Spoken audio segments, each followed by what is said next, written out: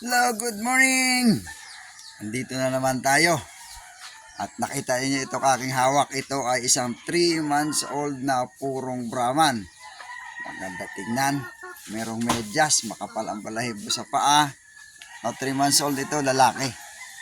At ngayon ay pag-uusapan natin ang line breeding.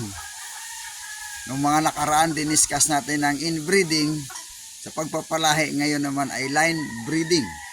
Ano ba ang line breeding? Ano ang advantage at disadvantage nito laban sa inbreeding? Sa ating pag-aralan, ngunit bago ito, baka ikaw na nanonood na aking video hindi ka pa nakapag-subscribe, kaya subscribe mo itong aking channel at marami pa tayong pag-usapan tungkol sa pagpapalahi, iba't ibang uri at iba't ibang pamaraan.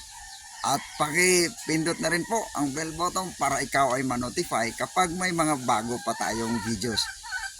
Patuloy natin pag-usapan ang line breeding at ang kanyang kaibahan sa inbreeding at ano ang advantage at disadvantage. Line breeding versus inbreeding. Okay, patuloy tayo. Ang line breeding at inbreeding ay parehong pagpapalahi ng manok na iisa ang linyada. Halimbawa, yung Brahman tulad ng hawak ko kanina, kapag ikaw ay nagla-line breed, ang Brahman na lalaki at ang Brahman na babae ay hindi magkamag-anak at nagmumula sila sa iba't ibang breeder. Sila ipinagparis mo, ang tawag doon ay line breeding. Samantalang ang inbreeding ay ang pagpapalahi ng magkapatid. Kung minsan mag-ama, mag-ina, o basta magkamag-anak. Yun ay inbreeding. Ano ang advantage ng line breeding? Sa line breeding, maiiwasan mo yung tinatawag na inbreeding deficiency. Or ito yung pagkaroon ng mga anak na may diferensya. Or may kumisan bumabansot. Yan po ang advantage ng line breeding. Kasi sa inbreeding, kung minsan nga, halos 3, 4 lang ang mapapakinabangan mo sa 10.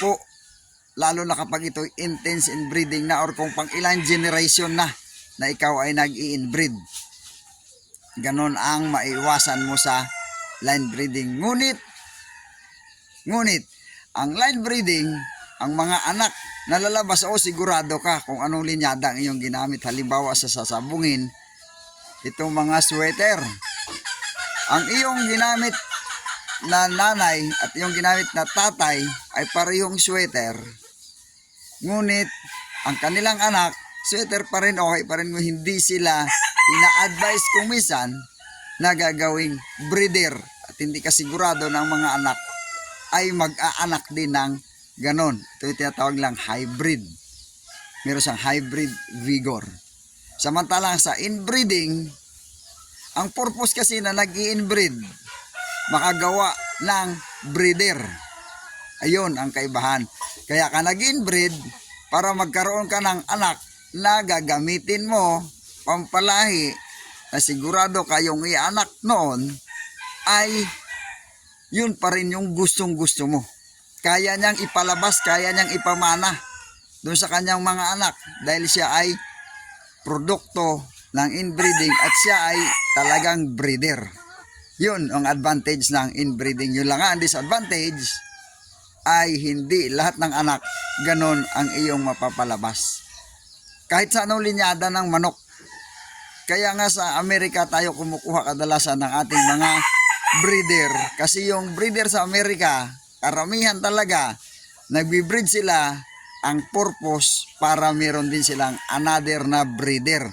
Sa atin, kaya kadalasan nagpapalit tayo ng lalaki, nagpapalit tayo ng inahin, kahit anong alaga natin, kasi wala tayong eager kung minsan gumawa ng breeder. Ang ating purpose, yung mga anak na lang na magagamit natin.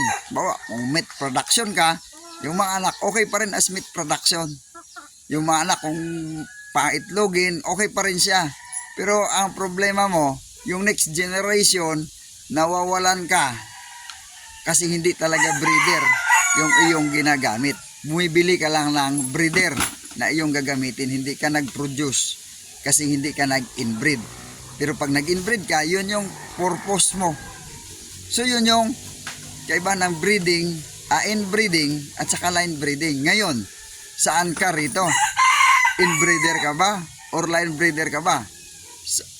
Yun ang pipiliin mo kapag ikaw ay nagpapalahi. Bibili ka ng breeder mo palagi kasi wala kang ginawang breeder.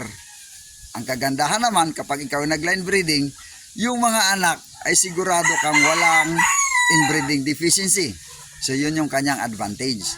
While sa inbreeding, nakaka-produce ka nga ng breeder mo, pero kung minsan sa 10, ilan lang ang makukuha mo. Yun naman ang disadvantage. Marami kang call. Pag sabing call, reject. Marami kang hindi napapakinabangan. Pero yung napapakinabangan mo, sulit ka naman. Breeder mo talaga. Hindi ka nabibili ng iyong breeder. Yun ang kaibahan ng inbreeding sa line breeding. Ngayon, ikaw ang magdesisyon kung ano ang iyong purpose sa iyong pagpapalahi. Nagpo-produce ka ba ng breeder o nagpo-produce ka lang ng pang-production na kaagad? So kung gusto mo production kaagad, doon ka sa line breeding. Kung purpose mo gumawa ka ng breeder, doon ka sa inbreeding. Ngunit tulad ng sinasabi ko, may advantage at saka disadvantage ang bawat isa. Ngunit ano pa man ang iyong purpose, siguruhin mo palagi na ang ginagamit mo kapag ikaw nagpapalahi, yung iyong gustong-gusto na manok. Gustong-gusto mo na kambing, gustong-gusto mo kung ano man ang iyong binibreed. Sigurado ka na ang iyong binibreed magpo-produce ng maganda, kasi kung ang iyong ginagamit ay hindi ka sigurado, yung anak ay hindi ka rin sigurado kung anong klaseng ilalabas. Yun mga kapatid, kapag ikaw ay nagpapalahi. Dito sa akin, nagpapalahi din ako. Nag-i-inbreed ako. Pero may line breed din ako. Kasi sa sobrang kaka-inbreed natin, katulad ng aking Brahman na hawak kanina, sa ngayon, nagla-line breed ako noon. Ganon din yung aking mga asil dito. Kasi, ang problema nga, kailangan natin ng inbreeder, ng breeder. Kaya mag-i-inbreed din ako doon. Pero may line breeding din ako. Kung puro ako inbreeding, kaunti yung nakukuha ko na maayos sa mga anak, wala akong production na maganda.